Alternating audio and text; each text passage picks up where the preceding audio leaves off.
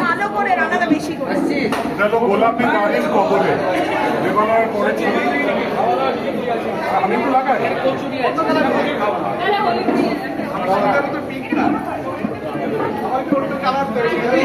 ধোনিদাকে miss করছি pink আমি নিয়ে আরে স্কুল